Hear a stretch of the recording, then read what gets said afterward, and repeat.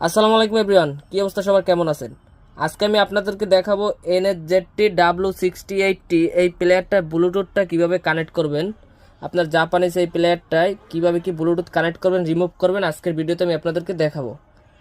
আপনার প্রথমে যে কাজটা করতে হবে, অডিও বাটনে ক্লিক করতে হবে।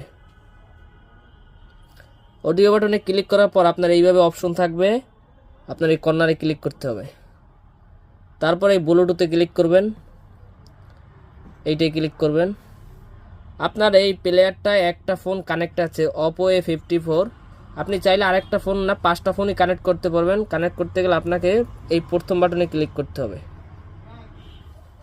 এখন আপনি যে কোনো ফোন থেকে সার্চ করলেই দেখতে পারবেন যে কার মাল্টিমিডিয়া লেখা আসছে।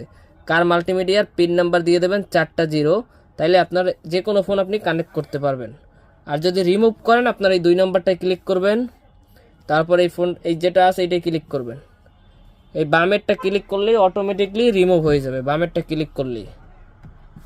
সো আজকের ভিডিওটা এই পর্যন্তই ছিল। আশা করি সবাই ভালো থাকবেন।